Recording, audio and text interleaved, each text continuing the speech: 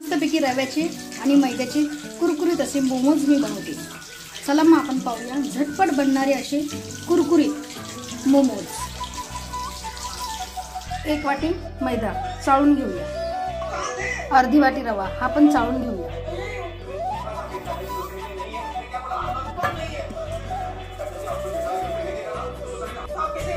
चवीप्रमाणे मीठ, थोडं तेल। आता आपण हे चांगलं मळून घेऊया। तेलाचं मोहन टाकून चांगलं मळून थोडं थोडं पाणी टाकून आपण याचा घट्ट गोळा करून घेऊ। मैदा आणि रव्याचं पीठ चांगलं मळून झालेलं आहे, बघू शकता गोळा चांगला तयार झालेला आहे। त्यात थोडं तेल टाकते आणि हे पुन्हा थोडं मळून घेते।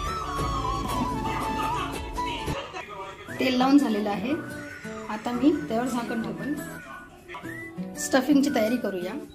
त्यासाठी हा कोबी घेतला, अर्धा चिरून घेतला, आपल्याला एवढा नाही लागणार। तुम्ही पाहू शकता कोबीचे 2 भाग केलेले आहे, त्यातला मी 1 भाग घेते आणि हा आता आपण मस्त असा किसून झालेला आहे। आता आवडीप्रमाणे मिरच्या, थोडा वटाणा आणि थोडा लसूण, आता हे आपण सर्व मिक्सर मधनं काढून घेऊ। मी आधी लसूण आणि हिरवी मिरची बारीक करून घेतली आहे। आता आपण त्यात वटाणा बारीक करून घेऊया, पाहू शकता तुम्ही। आता मी कढई तापायला ठेवली आहे आणि त्यात तेल टाकले। आता हे तापलं की आपण हिरवी मिरची, लसूण आणि वाटाण्याची पेस्ट टाकूया, गॅस बारीक करूया आणि हे चांगलं परतून घेऊया।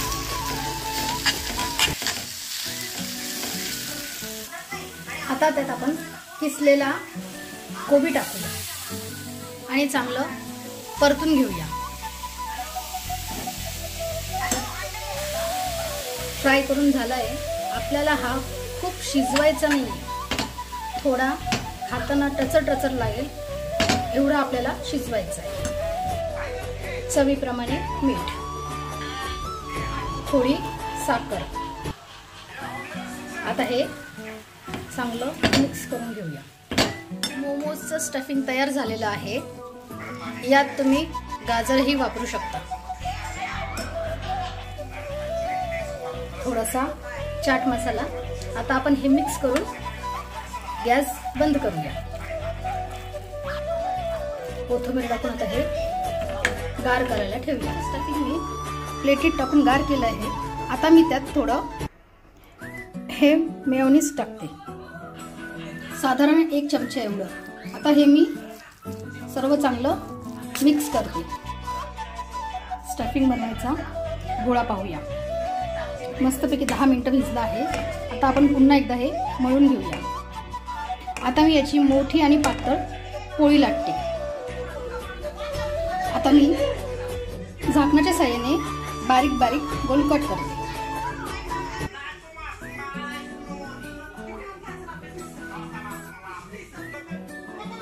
तुम्ही पाहू शकता किती पातळ आणि छोटे छोटे असे गोल तयार केलेले आहे, पुऱ्यांसारखे।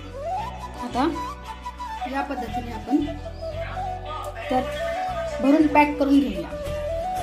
मी या पद्धतीने म्हणजे मोदकासारखे सर्व करून घेणार। आता तेल तापलेलं आहे, आता हे मी तळून घेते।